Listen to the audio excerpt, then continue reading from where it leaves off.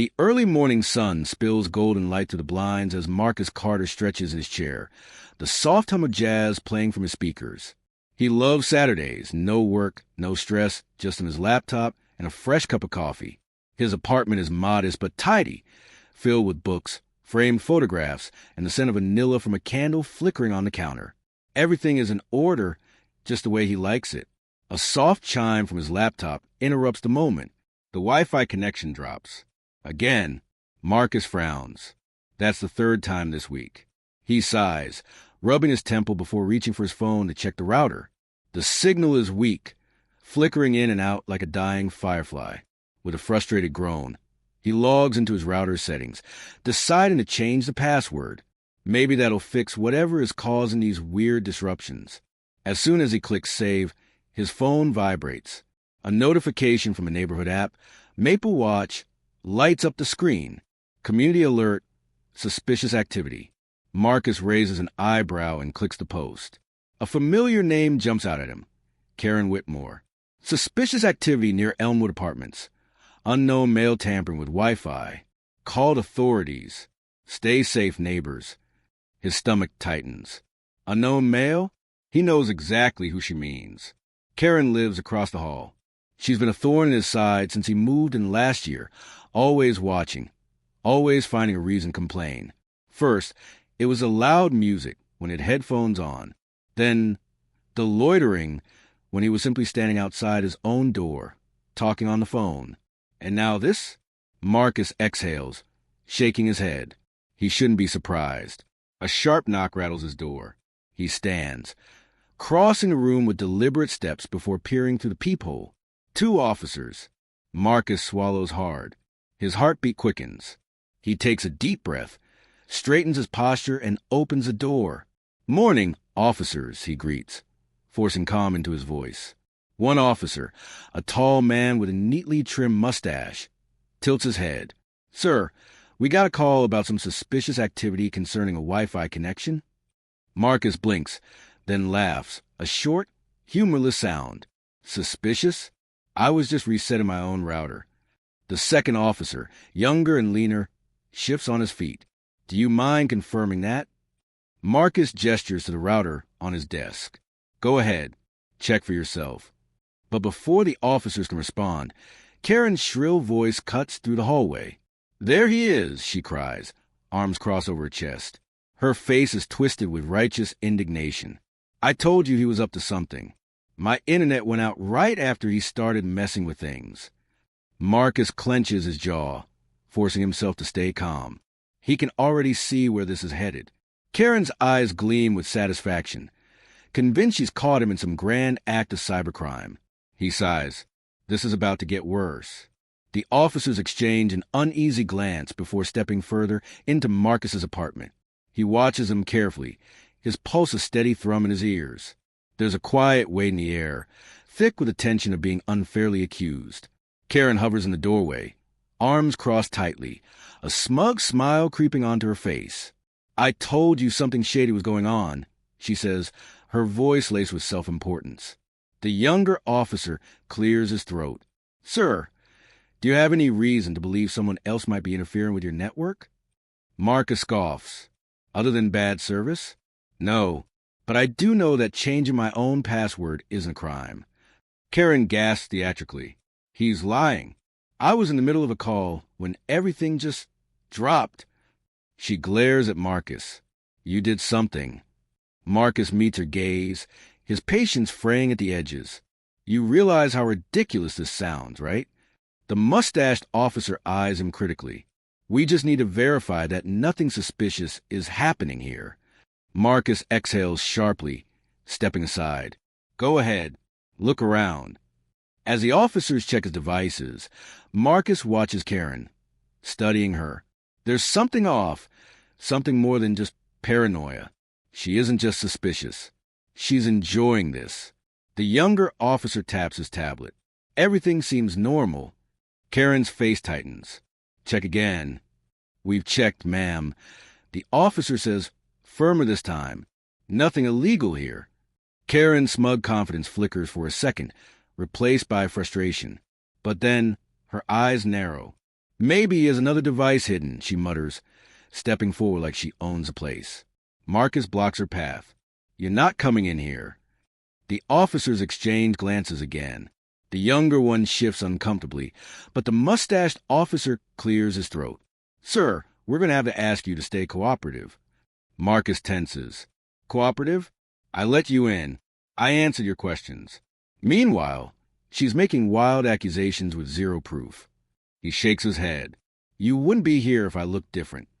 Karen gasps. How dare you? The younger officer looks down, but the mustached officer's expression doesn't change. We're just following up on a complaint. Marcus bites his tongue. He knows pushing back too hard could end badly. Instead, he forces a smile. Then we're done here, right? The officers hesitate, but then the younger one nods. Yeah, we're done. Karen huffs in disbelief as the officers step out, but before she leaves, she leans in, her voice low and venomous. This isn't over. Marcus watches her disappear down the hall, his jaw tight. He doesn't know what her problem is, but he knows she's not done yet. Marcus doesn't sleep that night. Something about Karen's behavior doesn't sit right. She's always been nosy, always found an excuse to make his life difficult. But this time, she seemed almost eager to escalate things. And that look in her eyes, it wasn't just suspicion, it was control. The next morning, Marcus logs into his router's admin panel, curiosity gnawing at him. He scans the connected devices, his laptop, his phone, his smart TV, and then a device he doesn't recognize. His stomach drops. Someone's been using his Wi-Fi. Not just anyone. Karen. Marcus clicks on the device details. The MAC address is linked to an IP history that shouldn't be there. And then he sees it. Karen has been using his Wi-Fi this whole time. A slow, cold realization settles over him. She wasn't just paranoid. She was hiding something. And she never expected him to find out. His fingers tighten around the mouse as he digs deeper. Activity logs, timestamps. Karen wasn't just leeching off his internet. She was accessing things. Websites, encrypted messages. And was that a hidden network? His eyes narrow. This isn't just about Wi-Fi. This is bigger. Marcus grabs his phone and snaps pictures of the logs, saving the evidence. He needs a plan. He needs someone who can help him understand what he's looking at. His friend Jason, a cybersecurity analyst, is the first person that comes to mind. He dials the number. Yo, Marcus, what's up? I need you to look at something. It's serious. Jason sighs. Man, it's too early for this. But go ahead. Marcus sends over the screenshots. Silence stretches over the line before Jason lets out a low whistle. Dude, this is shady as hell. She's not just stealing your Wi-Fi. Some of these logs look like she's been tunneling data. This could be illegal. Marcus exhales sharply. He knew something was off, but this was worse than he expected. Then, a knock at the door startles him. He peeks through the peephole. Karen. She looks agitated, her fingers twitching against her crossed arms. Like she knows. Like she's trying to get ahead of whatever's coming.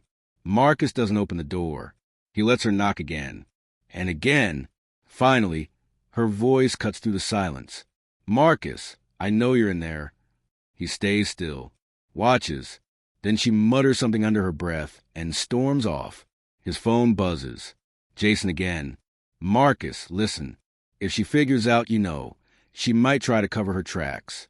You need to act fast. Marcus clenches his jaw. He's done letting Karen control the narrative. It's time to turn the tables. Marcus doesn't waste time. He compiles everything. The Wi-Fi logs, the unauthorized MAC address, the timestamps. Jason helps him decrypt some of the data, and what they find is damning. Karen wasn't just stealing Wi-Fi. She had been accessing illegal forums, encrypted message boards, and even remote servers. Whatever she was involved in, it was bigger than him, bigger than just petty harassment. And now she was desperate. Marcus steps outside his apartment, laptop in hand, just as Karen exits hers. Their eyes lock. For a split second, there's something flickering in hers, fear. But then, like a mask slipping into place, her usual smug confidence returns. Well, she sneers. Finally decided to show your face.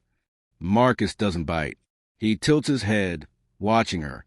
We need to talk. Karen scoffs. There's nothing to talk about. You've been acting suspicious, and I've done what any good neighbor would do. Reported you. Marcus smirks, holding up his phone. That's funny, Karen, because I have proof that you've been illegally using my Wi-Fi. For the first time, her expression falters. Just a flicker, a crack in the facade. Excuse me, she snaps, her voice sharp. I have your MAC address. I have timestamps showing that you've been accessing my network for months. And I have logs proving that you've been connecting to encrypted sites and remote servers that, frankly, look a lot more suspicious than resetting a router. Karen's mouth opens, then closes. Then she laughs, a brittle, forced sound. That's ridiculous. You probably faked all of that. Marcus shrugs. Oh, I figured you'd say that. That's why I had Jason, a cybersecurity expert, verify everything. And guess what? He found even more dirt. Karen's mask slips completely. Her face pales. You don't know what you're talking about. Oh, I do. And so will the police. Karen's expression morphed from panic to anger in an instant. You think anyone's going to believe you over me? She hisses, stepping closer, lowering her voice. You're just... She stops herself, but Marcus knows exactly what she was about to say. He can see it in her eyes, and the way her fists clench at her sides. You sure you want to finish that sentence? He asks, voice calm, measured. Because I'm recording this conversation. Karen's eyes dart to his phone, and she takes a step back. You're bluffing. Marcus tilts his phone slightly, showing the glowing red recording icon. Try me? The tension is thick, suffocating. For the first time since this whole ordeal started, Karen looks cornered. She looks small. Then, in a last-ditch effort, she straightens up, flipping her hair back. Fine, she says, voice tight. You want to fight? Let's see how well you do when the police show up. Marcus doesn't flinch. Already called them. Karen freezes. Marcus lets the word sink in. You see, Karen, I figured you'd try something. So I called them first. Told them everything. Sent them the evidence. They should be here any minute now. Her breathing picks up. You're lying. The distant sound of sirens cuts through the air. Marcus smiles. Am I? Karen whirls around as the sirens grow louder, her breath ragged. She looks to Marcus, then back at the approaching squad cars, her confidence unraveling like a loose thread. This is a mistake, she mutters, shaking her head as two uniformed officers step out of the vehicle. I was the one who called you. One officer, a stern-looking woman with a badge reading Sergeant Alvarez, narrows her eyes at Karen. Yes, ma'am. And when you did, we started looking into your complaint. She gestures toward Marcus. But what we found led us straight back to you. Karen's face blanches. That's impossible. Marcus crosses his arms. Turns out, Karen, making a false police report? That's a crime. Alvarez continues, pulling out a tablet. We have evidence of you unlawfully accessing this man's private network, engaging in potentially criminal online activities, and she glances at Marcus, then back at Karen.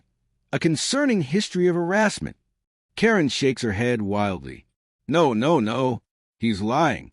This is some kind of... Karen. Another voice interrupts. A neighbor, Mr. Patel, steps forward. We have security footage of you sneaking onto Marcus's property late at night. Multiple times. Karen's eyes dart around as more neighbors gather, whispers spreading like wildfire. Alvarez doesn't flinch. Ms. Dawson, you have the right to remain silent. The words hit Karen like a sledgehammer. She stumbles back, gasping. No, this isn't happening. As the officers cuff her, her face twists with rage and desperation. You don't understand. He's dangerous. The car door slams shut, cutting off her last-ditch effort to shift the blame. Silence. A murmur rises from the gathered neighbors. Some look shocked. Others nod knowingly, as if Karen's mask had finally slipped and they saw her for who she truly was. Marcus takes a deep breath, exhaling the weight of the last few days.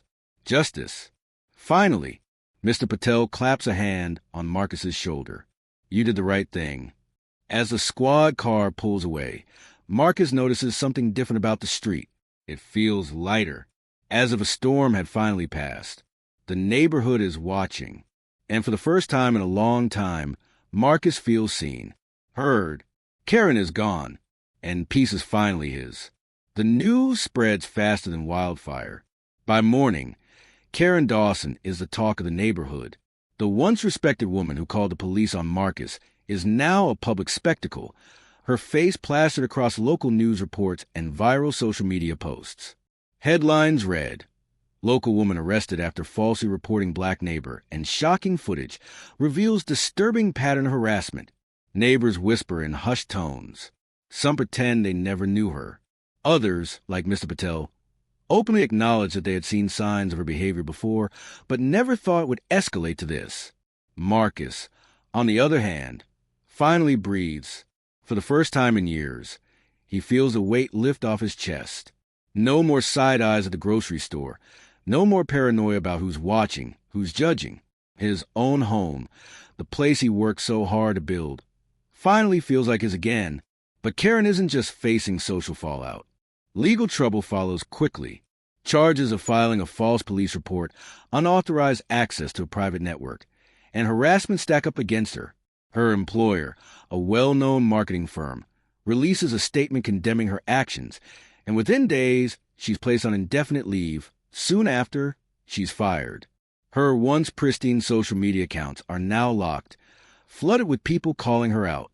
Strangers from all over dig into her past, unearthing years of entitlement and problematic incidents that paint a disturbing pattern. Marcus doesn't gloat. He doesn't have to. The world is watching, and for once, justice is taking its course. A week later, he stands on his front porch, sipping coffee, watching as a moving truck pulls up to Karen's house. Her landlord, fed up with the attention and her legal troubles, has decided not to renew her lease. She steps outside, head low, sunglasses covering tear-swollen eyes, as she barks orders at the movers. She looks smaller now, shrunken. Marcus doesn't feel pity. Not after everything she put him through, but he does feel something close to closure. As she turns to leave, their eyes meet for the briefest second. She opens her mouth, as if to say something, but stops herself. Instead, she lowers her head and climbs into her car. The engine roars to life, and just like that, she's gone. Marcus lets out a breath he didn't even realize he was holding. A voice snaps him out his thoughts. "You good, man?" Jason steps up beside him, offering a nod of approval. Other neighbors emerge from their homes, some offering quiet support, others openly apologizing for not stepping in sooner. Marcus just smiles. "Yeah," he says, watching the empty street where Karen once stood. "I think I am." For the first time in a long time, he truly feels at peace. The fight was over, and this time he won.